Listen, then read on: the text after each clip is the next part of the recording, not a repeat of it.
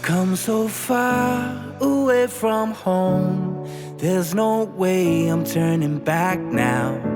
My destination is unknown, so I'll keep pushing, never slow down.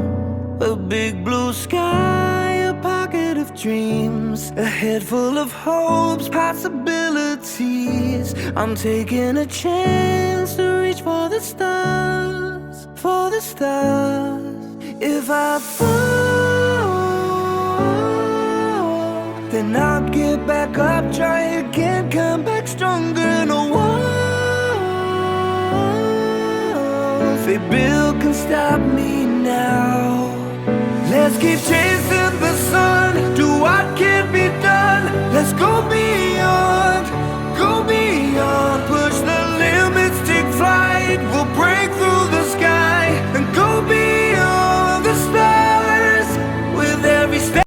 Ayun, isang pagpalang gabi po sa ating lahat mga kabisnes namin minamahal. Ayun po. Ang ganda ng aking background. Ay, napanood din naman din sa vlog ni Papa Dins mga kabisnes mo. So, ayun, nandito ako ngayon sa taas. Yan. Hindi pa kasi kami katapos magpintura mga kabisnes. Basta, makikita niyo po yun pag napinturahan na po. So, ngayon, dito muna ako. Ayan. Ang ganda ng aking background. Tcharam! May ilaw-ilaw siya sa labas. Sure what? Ayun o. Ito, bago tayo dumako sa topic natin na nakalagay dyan sa thumbnail mga kabisnes. Gusto ko lang pong ipakita sa inyo. Kasi, yun nga. Gusto kong ipakita sa inyo mga kabisnes na hindi po kasi may mga ibang nagko-comment na pumasok, no? Siguro ano rin naman, mapapanood pa rin nila to kasi kahit naka-hide na sila, ang ginawa ko kasi mga ka-business, hinide ko sila, no? Para iwas toxic, para ano, kasi alam ko na yung una pa lang na naka-pin comment, kilala ko na po kung sino yun. Yung Queen of Real Talk daw, kilala ko na po yun siya kung sino siya. I know who you are, no? So, wala kang mapapala dun. Wala kang mapapala sa akin kahit anong pagsabihin mo, no? Wala, at saka isa pa mga ka-business, no? Hindi ako ang nagbanggit ng pangalan. Masyado kang hindi ko alam kung anong tawag doon. Basta, never ako nagbanggit ng pangalan. Except dun sa Japayuki, yun talaga, hindi ko yun talagang binanggit ko yung Japayuki. Pero, hindi ako nagbanggit ng pangalan na kung sino yung tinutukoy ko. No, kung sino yung tinutukoy kong may gawa nun. Kasi nga, wala po akong alam kung sino po yung gumawa noon. Yung dummy account, wala po akong idea, hindi ko alam kung sino.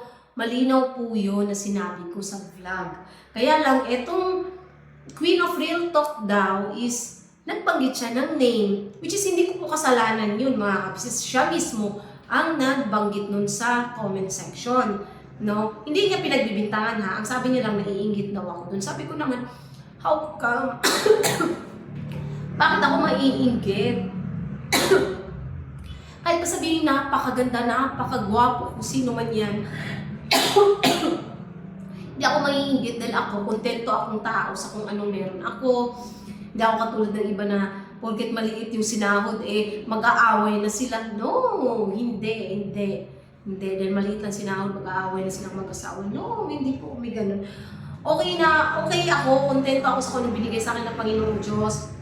Hindi man ako maganda, basta yung puso ko, yung damdamin ko, totoo, at higit sa lahat. Hindi ako perfecto mga kabisnes, inaano ko naman yun, hindi ako perfecto, may mga nagiging pagkakamali ako, may mga lapses ako, higit sa lahat na may times din na nagiging marites talaga, hindi naman ko naiiwasan sa isang tao yun.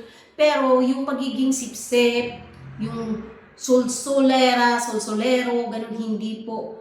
As in, alam niyo na po siguro ibig ko sabihin, basta ako, what you see is what you get.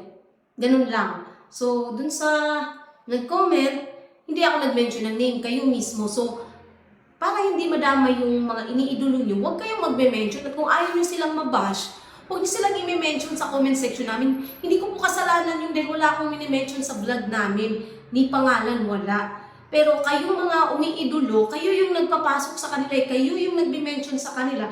Tapos sa akin, bagsak nagsisina, pinapaanuhan ko sila.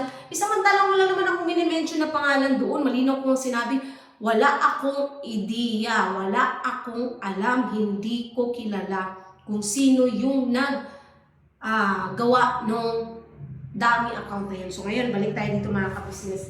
So ito, ipapakita ko sa inyo yung conversation. No? Kaso hindi ko makita yung date na ito eh. Dapat pala kita yung date, no? Basta ito siya, convo namin. Tinakpan ko po yung mukha or nung taong nag-chat sa akin for safety purposes para hindi rin po siya madamay. So ayan, ayan yung mga convo namin. Yan. Yan na, tinakpan ko lang yung Tapos may iba akong dinilit dyan kasi out of the topic siya. So, yan. Hindi po yan, hindi ko po gawa-gawa yun kasi may nag-comment din, nagda-drama daw. Hindi po yan drama, hindi po yan gawa-gawa. No, hindi po. Totoo po yan, mga ka-business. Kahit ako na nagulumihanan, nagtaka, na bahala, mga ka-business. Kasi di rin po madali yung gagawan ka ng dami account. Wait lang po. Ayun, basta malinaw po. Hindi ako nagbanggit ng pangalan nila. Hindi ako nagbanggit ng pangalan. Basta sila po ang nagkusang nagko-comment ng ganyan. So para maiwasan mabash yung idolo nyo, abay, huwag nyong ipasok sa sa comment section namin. Kasi talagang ipipin ko kayo at ang viewers na namin ang bahalang comment doon. Ganun lang ang ginagawa ko ngayon. Minsan may sinasagot ko, minsan hindi na. Tapos ang ginawa ko na lang talaga kanina para iwas toxic, pinag-hide ko lahat ng mga kasi may isa talaga mga ka-business, wait lang. Grabe ang talagang gumawa pa talaga siya ng ba? Imagine mo 2 hours ako gawa yung account, hindi ba? Tapos ang niya is at allowing ka-business. Alam nyo, yung mga ganun, yun yung account niya mga ka-business. Alam nyo, talagang gumagawa sila ng paraan mga ka-business. Grabe ang jablo, no? Sila yung gagawin nila ang lahat. Bumagsak lang si ka-business. Bumagsak lang lahat ng nakay ka-business. Lahat. Di ko alam kung anong klase talagang tao yung mga ganyan. No? Hindi ko talaga sila maintindihan. Alam niyo kung yung mga ganong klase ng tao na hindi makamove on, ilang taon na, Diyos ko po, Marimar, hindi kayo makamove on dahil hindi kayo manalo-nalo, no? So, ilang taon na, hindi pa rin kayo makamove on, pumasok, yung iba nga pumasok na sa live ng iba para yung ibang umalis para lang talaga, alam niyo yun, ipakita na panalo sila, no? Kayo pa rin ang talo dyan dahil, basta ayaw mag-talk. Less talk, less mistakes. Basta, so hindi makakabasa. Ang topic talaga natin ngayon, yan sa thumbnail. Is, ayun. Yan nakalagay sa thumbnail natin mga ka-business na maghihiwalay kami pansamantala ni Bay. Pansamantala. Kasi mga ka-business, kanina kasi nagkaroon kami ng ni Bay, away. Talagang nagkaroon kami ng argumento mga ka-business to the point na sabi ko, eto na naman tayo, nandito na naman tayo sa punto na maghihiwalay na naman tayo ng, alam niyo yun, yung hiwalay talaga na katulad din ng nangyari dati. Kasi, naghiwalay kami ni Bay dahil sa tatay niya. Dahil yun nga, hindi siya maintindihan kung bakit sunod siya na sunod sa papa niya, ganyan-ganon. Tapos ngayon kasi, nakontak niya ulit si papa niya. Ayun na naman siya. Gusto na naman niya pumunta doon, ganyan. Ang sa akin naman, sinabi ko sa kanya, wala namang problema, pero wag muna ngayon. Kasi nga, ang dami pa nating iniisip na gagawin. Ayun nga, hindi pa tayo tapos ng mga gamit, hindi pa magpipintura pa, ang dami na ang pang gagawin. Tapos, ayun, gusto niya pumunta ura-urada, agad-agad doon. Tapos, akala ko okay na, nasunod na namin si Kuya. Akala ko okay na kami. Naintindihan nila. Yun pala hindi. Bigla na naman siyang nagdesisyon na aalis siya na lang daw mag-isa pupunta. Sabi ko, sige, ikaw pumunta doon, mag-isa ka. Sabi ko, pumunta ka doon, mag-isa ka, dalhin mo lahat ng gamit mo, lumayas ka, wala na akong pakialam. Ayan sa totoo lang, sinabi ko talaga, gawin mo gusto mo, umalis ka, pero iiwan mo sa akin yung motor. Kasi sa akin nakapangalan yan. Sabi ko, pag yan ginanap, ikaw ituturo ko. Sabi ko talaga sa kanya kanina. Tapos nakabihis na kasi siya mga kabisnes. Kaya sabi ko, sige, umalis ka. Binigyan ko siya pera ako, ito pamasahin mo. Umalis ka, pupunta ka sa tatay mo, dalhin mo lahat ng gamit mo. Wag na wag ka nang magpapakita sa akin. Yung sabi ko kasi parang napapagod na akong mga kabisnes. Parang na-stress ako bigla ba. Ang dami kong iniisip na gagawin. Yun pa, nag-iisip pa ako ng maiba-vlog, ganyan. Tapos, yun, biglang ganun yung nangyari. Bigla siyang kasi may ano rin po siya, may dahilan po. Bago niyo husgahan si Bay, may dahilan po mga ka-business. Yung kapatid kasi na bunso ni Bay, na nandoon sa probinsya, Christian kasi yon. Ngayon po, nakipag-live-in sa isang Maranao.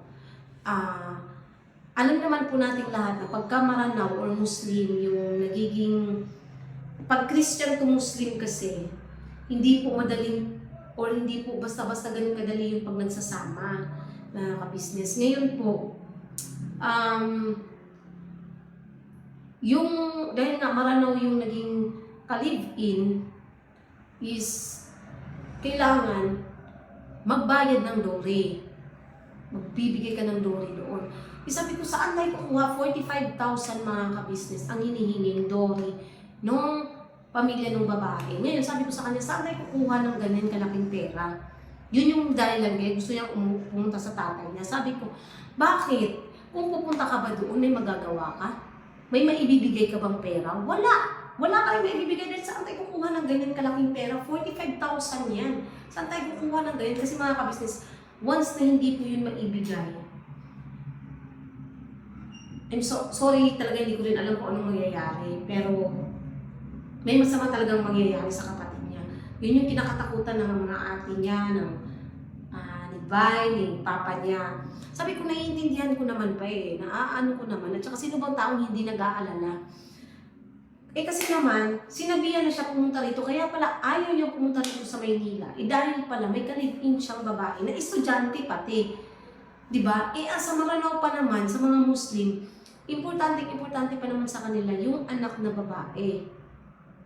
Isa yun sa lahat naman ng mga anak importante. Pero para sa kanila kasi, tinitreasure talaga nila ang anak na babae sa mga Muslim or Maranao. So, ngayon, ang nangyari, nakapag-live-in ng Maranao, nakipag-live-in sa Maranao, ngayon, hinihingan siya ng pera. Dowry para ibigay sa kanya yung babae. Sabi ko sa kay Bay, saan tayo kukuha ng pera? Tapos ang sabi ng tatay niya bibenta daw yung motor, 25K yata ang benta ng motor. Sabi ko, ibenta niyo pa yung motor, kulang pa rin. 6 days lang po ang ibinigay nung pamilya nung babae. 6 days. Sabi ko, saan tayo kukuha ng ganyan kalaking pera pa? Wala tayong ganyan. Ngayon, mga ka-business, yun yung pinipilit kong ipaano kay Bay, ipaunawa sa kanya kanina. Wait lang po. Ayun, siya na mga ka-business na may tumawag lang, no? Ayun nga. So, yun yung naging problema namin. Ngayon, yun yung kinakarap naman ni Bay na talagang sabi ko kanina, wala, maghiwalay tayo kung maghihiwalay. Kung yun yung makakapag-ano sa'yo, kasi sabi ko sa kanya, di ba nga nangyari na sa atin yung dati? Di ba? Sabi ko sa kanya, nangyari na nga sa atin yung dati na pumunta ka sa tatay mo, wait lang ulit mga ka-business. Ayun, nagbablog lang, tumawag lang po si Daryl mga ka-business. Ayun. So yun, sabi ko kay Bay, ayun, ano na lang ko, yun man lang din naman. Kasi talagang na-pressure ako kanina mga ka-business na alam niyo yun na ang dami ko pang iniisip na gagawin, ang dami ko pang hindi na mga nagagawa. Ayun, tapos gusto niya pumunta doon. Wala talaga na ano yung utak ko. Sabi ko, wala rin tayong maibibigay kahit pasabihin mo na pumunta tayo doon. Wala rin naman tayong maibibigay na ganun kalaking halaga. Ang laki nun, Papa, sabi ko sa kanya. Ayaw niya ko talagang maintindihan. Ayaw niya mag-ano. So, ayun, pinuha ko yung susi. Sabi ko, sige, umalis ka kung gusto mo, ganyan, ganun. Yun yung naging ano namin, mga kabisnes, naging usapan namin. Tapos, siguro naimasmasan siya. Pero yung sa kanya, huwag kang papadaig sa ano pa, sa jablo pa, pagka ganyan na ano. Isip-isip din kasi, wag kang kasi ang gusto, ay iba kasi si Bay, kay Bay kasi pag once na nag-decision siya, gusto niya, ura-urada. Sabi ko, hindi nga po pwede yung gano'n na pag sinabi mo, go ka agad, huwag ganun. Kasi alam mo, ang dami pa natin gagawin. Yun, so, hindi okay naman yung pag-uusap namin. So, yun, tawagan natin yung kapatid niya, mga kabisnes, para malaman talaga namin yung full details po nung sa kapatid niya. Para alam namin kung ano talaga yung sitwasyon ng kapatid niya. Kasi, ayun nga, mahirap din kasi mga kabisnes, mahirap talaga pagka ganun. Alam niyo yun yung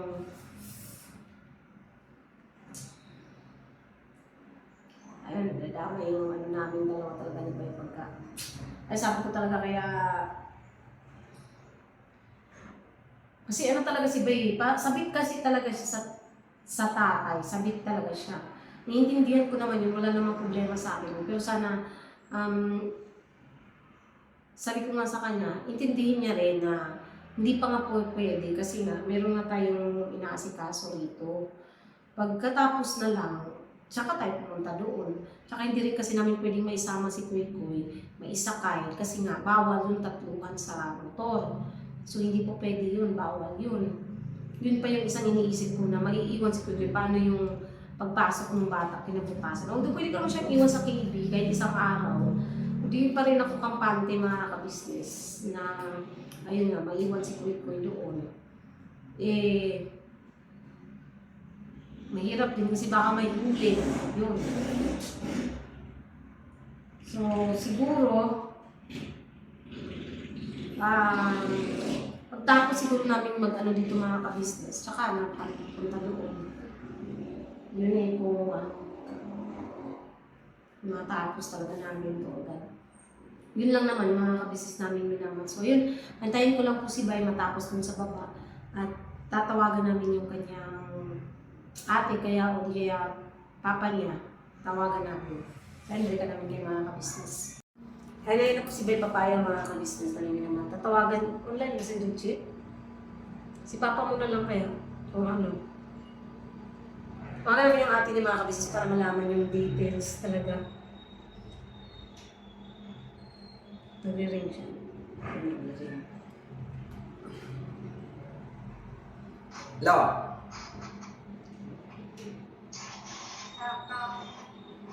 May signal.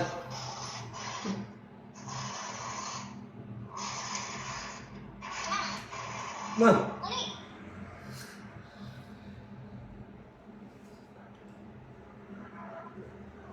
Ah. Ayaw mo? Hindi na. Ayaw mo? Te! Di ba mag-message pa din dito? Ano ang balita nung gamay ko?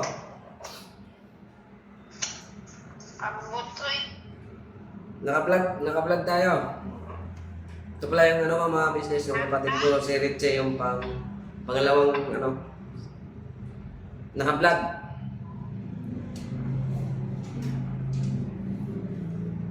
Mga business, kaya hindi ko alam kung anong gagawin ko. Ano? Ay, iwan ko. Gagawin natin. Hello, good evening sa lahat.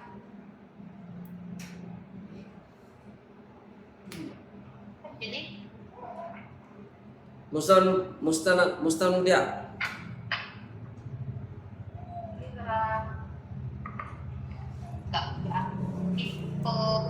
Ano bang update nung kay Mike ko? Moment nito, naginaglang sa tabang nato. Muna dia, kaya mo kugulo ko. Wala may magbaligyan pa mas si Papa siya hanggang Saan ko ba hanap? Saan ba natin hanapin yung 45,000? Nabanggit mo na ba? Siya pala mga business, no? Yung pala yung kapatid kong panganay po naming bunso. Kung ano yun, Ay, panganay na tapos Bunso po naming kapatid ay yun po yung hinikayat ko pong pumunta rito sa Manila na papadalan ko po siya ng pamasahe para po dito na lang noong January. December pa lang. December pa lang. Tapos sabi naman sa ano na lang daw sa February. Yung pala ay ano, Ayaw ko lang naiwan yung babae. kaya pala ano kasi yun mga pasintabi ko sa mga ano nating Muslim. Yun po kasi ang tradisyon po nila mga business na kailangan may ano po, may duri mga business. So ngayon, namumroblema tuloy kami. Kasi yun nga, si Papa hindi rin nakapasok kasi namamaga yung pa, nabagsakan daw ng ano, bakal sa pinasukan niyang ano, kasi gwardiya daw. So, ano daw, pasok daw niya Huwebes. Ano naman, ang ni Papa, ibinta daw niya yung ano, yung motor niya. Kulang pa rin yun. Kulang pa rin yun mga business. Ano lang kasi yun eh, tawag ito. Ano lang naman kaya walang tawagin lang kasi baka sakaling may makatulong tayong di ba, makapanood sa live natin ng mga subscriber natin sa ano, sa Basilan na sana ay makausap kasi 6 na araw lang daw ang ibinigay. Ano ba, di ba may ano kayo doon ni Ate Nora? Ni Ate Nora?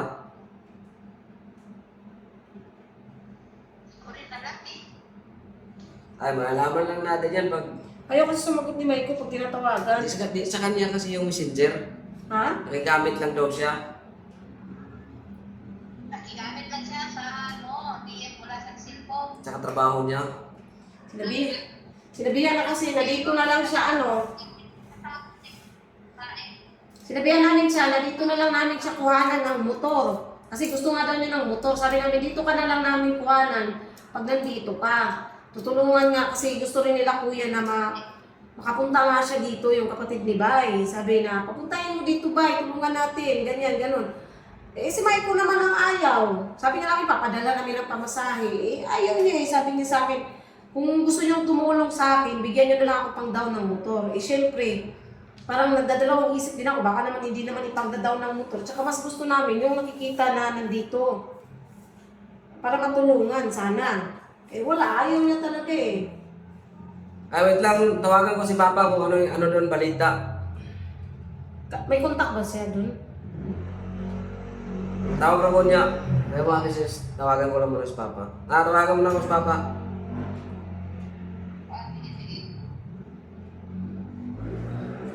Ano ba? Sino ba nakakausap niya dun?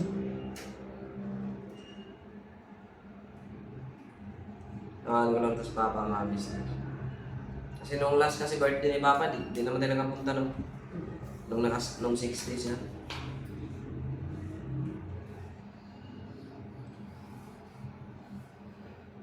Hindi makapunta.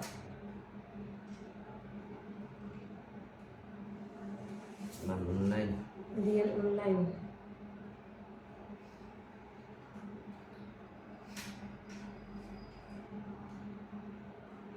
Ano? Ilan yan? Dahil nagka-alala din kasi kami mga ka-business dahil nga yun, 6 days lang yung ibinigay. Diba? Di natin alam kung anong mangyayari sa loob ng 6 na araw na yan. Ano ba? Sino ba ang may contact doon kay Maiko? Ano nga pangalan niya? Ano nga pangalan niya sa Messenger? Mark. Mark Bagay. Pangkal? Panggan.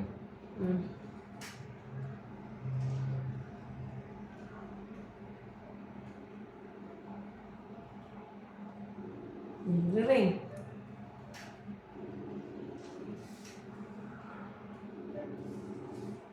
Right, yan. Nag-ring. Ito pala hindi. Nag-ring sa batang ito ay. Lapa! Lam!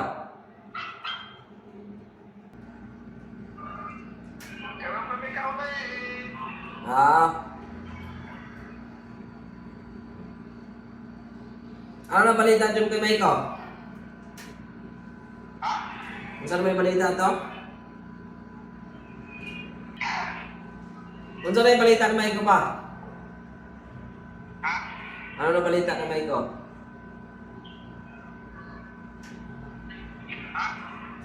Ano na, kung saan may balita kay Maiko?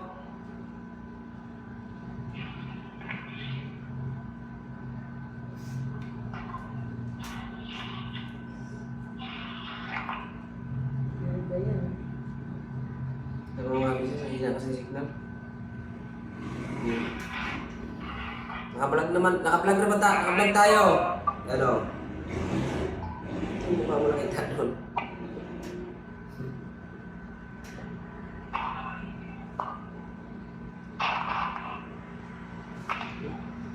Ayun na, sige. Pa! May balita ito ni Maiko?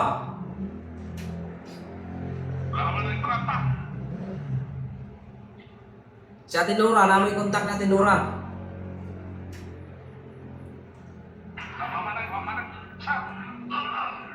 Si Ate Nora.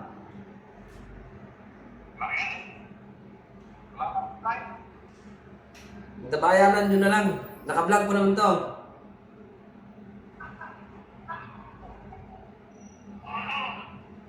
Ang mga business yung ano pa rin pala sa ano sa Pulilan.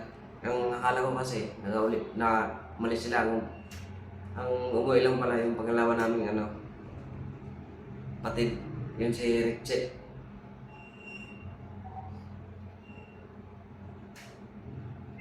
Ano kumakanta yan? Wala mo tayo binabanggit ang pangalan. Ano lang kasi ito mga business, awareness lang kasi ito mga business sa nangyari. Wala mga business lang, yan lang na ano. Shout out din sa kamag-anak ko dyan sa Basilan. Sana ay magtulungan tayo. Ni Nora. Nora kasi yung pangalan. Tsaka yung asawa niya din, Maranaw. Ha?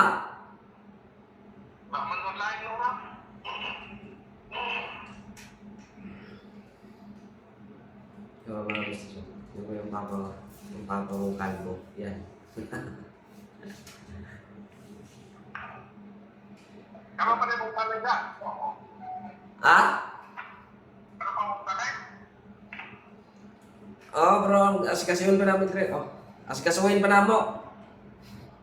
Oo.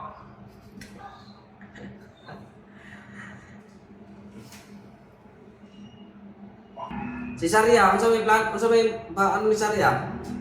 Kasi may kapatid pa kasi ako isang mga kasunod ko yung tumboy na sa ibang bansa. Ano sa may balitan Saria? Anong sabi ni Saria? Right? Saria? Oo. Ano sa may ano niya? Ano sa may... Ano sabi niya? Tatang nagsitos. Ba't ang nakuha? Tatang nagsitos. Nagsitos kiso. May palit na, 5 kilong bugas. Nagsitos ko na. Kaya nagsitos. Ano natin, antabayan lang natin pag naka-ano na yun, May nagsitos. Pakit lang mo ma. wala yung resulta mo sa ano, tigas ng ulo. Alam naman sana niya yung batas ng ano. Ba't ginawa pa?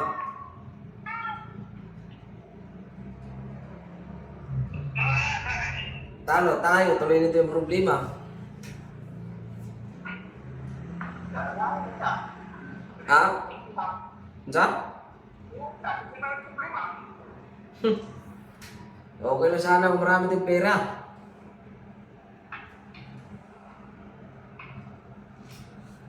Yan siya. Walang problema niya.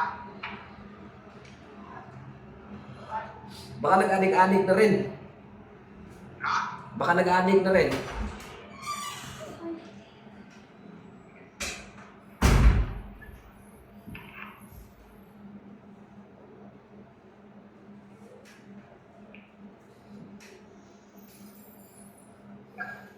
Pagkapaw, babayaran mo yan mo siya. Ha?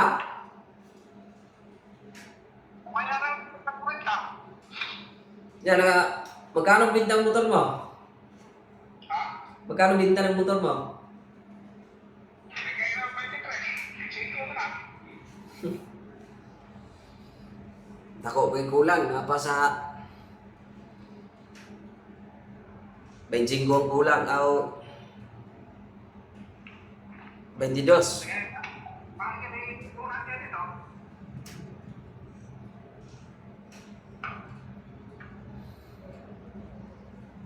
Hirap ang tao na tagtiis ng ulo.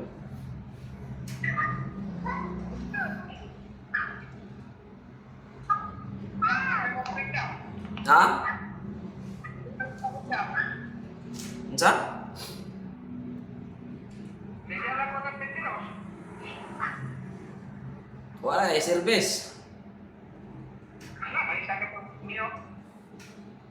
Ay, yung kapidong? Kapilo? Aliganan di ay. Ang dagat dito, wala. Hindi palitan ang pagkukan mo. Wala. Wala naman.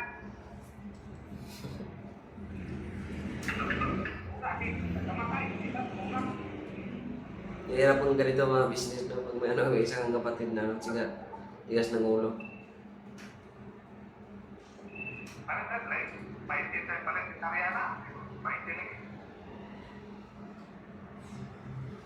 Yung naiwan, ibigyan pa ng problema. Oh, wala pa rin. Wala pa rin mo. Na-post mo na yan.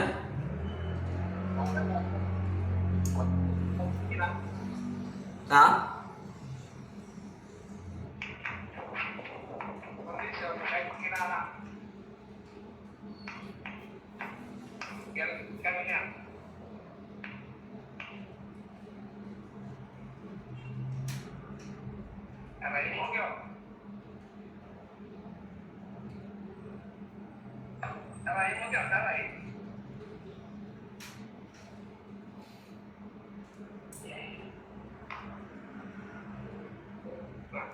Ang marami mga business no? Kanina pa akong umaga na nabalitaan ng ganito nga. Hindi ako mapakali.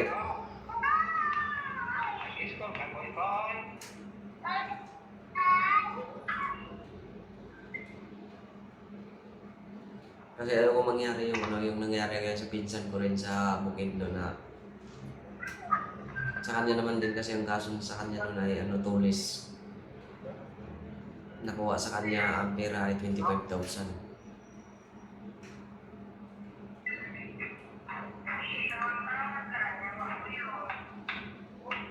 Kaya pala nung lagi ko siyang in-encourage na pumunta rito. Na pupunta lang siya. Ha? Ano?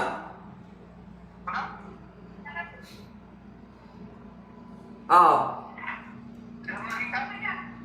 Sa kwan, sa Bicol.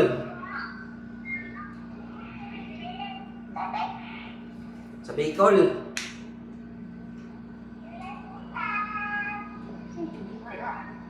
Ano?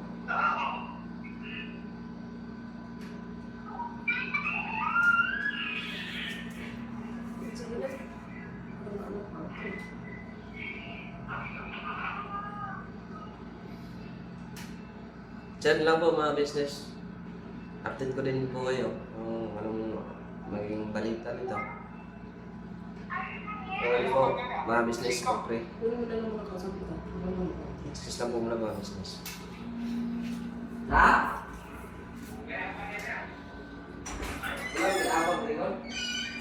Ayun, business. Hindi ko rin alam wala pa rin pala silang update kung ano nang nangyayari doon. Pero sumasakit yung ulo ko kasi ayan, kami dalawa nag-aaway ni Bay dahil doon sa problema kasi tigas ng dinig kasi ng ulo ng kapatid niya. Ayaw din kasi makinig na dito nga kasi dapat papadala namin yun ng pamasahe last December para dito nga siya sana tumira, makatulong. Diba? Tapos pinangalan po talaga nila ate nila kuya na makapunta nga dito yung kapatid ni Bay. At least kasi sa isip ko malapit siya sa papa ni Bay. Yun, so ayun, naging, ano kasi yan naging tapunan ng away namin, dalawang asawa. Hindi po sa nagdadamot ako, wala po ako, hindi po ganun yun. Ang pinag-aawayan kasi namin is, ayun nga, nag-uura-urada si Bay na gusto umuwi doon. Sabi ko, hindi ka pa rin naman makakatulong kasi nga wala pa tayong ganun. At saka, puti sana kung na-timing niya na ganyan yung problema, kung sahod na, kaso hindi pa nga kasi sumasahod. So, hindi tayo basta-basta makakapag, ng ganyan kalaking pera. At saka sana naman tayo kukuha ng ganyan, wala naman tayong ipon pa na ganyan kalaki. Ipon natin magkano pa lang naman tayo nagsisimula pa lang naman tayong mag-ipon. So, yun yung pinaka-ano ko. Tapos, ayun siya kasi biglang desisyon na punta doon, ganyan. Sabi ko, wala kang ibibigay pa doon. At saka, sabi niya kasi ibibenta doon yung motor. Sabi ko, bakit kung ibibenta ba kailangan bang nandoon kapag nagbenta ng motor? Pwede naman nilang i-post yan sa Facebook, sa black market. Hindi naman kailangan na nandun ka kasi hindi mo naman motor yun, sa tatay mo naman yun. So yun, may bibili daw 22K. Yun lang, kulang pa rin. So, hindi ko alam. Buti sana kung hanggang katapusan. Hindi eh. 6 days pa po ibinigay. So, update na lang din kami mga kabisis kung ano pa naman yung magiging May kapatid naman si Bay sa ibang bansa. Ewan ko lang. Bibigay yan kasi talagang kami rin. Hindi namin kasundo yung kapatid yung tomboy mga kabisnes na yan. Talagang kahit nung huling nagkita po, napanood nyo rin naman, yung kapatid niyang yun talaga is ayaw talaga makipagbati. So, si Bay naman, baba naman yung loob. Kilala naman natin si Bay. Kaya lang, matigas yung kapatid eh. Ayaw ko na rin mga kabisnes ako. Pilit yung sarili namin. Basta alam ko sa sarili ko na wala kami ginawang masama sa kanya. Kung nagkaroon man ng hindi pagkakanawaan, given na yun kasi kung tutusin sila naman din, may kasalanan din sila, may kasalanan kami, may kasalanan din sila kasi yun nga, pinaalis kami ng basta-basta nang hindi kami prepared na umalis. Bigla na lang na umalis sila tapos mag-chat na pag uwi namin dyan, kailangan wala na kayo, yung ganun ba? So talagang nagalit talaga si Bay. May utang sila sa amin. Ang ginawa ni Bay, dahil may utang sila, yung alakan siya ng kapatid niya na iniwan doon, yun yung binasag ni Bay. Kasi hindi naman sila nagbayad, pinapaalis kami, tapos hindi naman sila nagbayad ng utang nila. Kasi pinahiram kasi sila ng pera pang negosyo nila ng sapatos, mga kabisnes na ukay. Hindi nila binayaran yun. Nakakuha sila, naka-loan sila ng 50,000 yata, 30,000 hindi ako nagkakamali. Hindi man lang kami binayaran. Umalis sila nawala sila ng ilang araw. Punta sila doon sa pinuntahan namin mga kabisnes sa Lakewood. Punta sila doon, kasama yung shota niyang babae na Muslim din. Punta sila doon, tapos iniwanan kami sa bahay nang wala, kasi wala talaga. Although may negosyo kami ni Bay na yun nga, nagbibenta rin kami ng sapatos, pero iniwanan kami ng na mga gamit nila, mga sapatos doon sa bahay, tapos bigla pa kami chinat na kailangan pagbalik namin, wala na kayo dyan. Yung gano'n. Pero syempre, tuliro yung utak. Hindi naman kayo nagbayad sa amin. Hindi. Binasak talaga di ba yung yun yung naging dahilan ng paghiwaan nilang magkapatid. Na hanggang ngayon, hindi talaga maging okay. Ilang taon na rin, mga kabisnes. Baby pa lang si Kuy Kuy, no? Hanggang ngayon talaga, wala ganun talaga. So, sana lang, maging okay na din lahat. Sa akin naman, pagod na rin ako mga kabisnes. Basta, kung ano man desisyon ni Bay, yun. Basta ako, nananatili lang ako rito. Yun lang yun sa akin. Si Bay naman, napag-aanuhan ko naman, although nag-aaway kami, nagkakaroon kami ng pero pagka nag-fix ako ng decision, at least naman din siya, nag-ano naman din siya. So, yun lang siguro. Nagkaroon lang kami ng pagkakaunawaan kanina.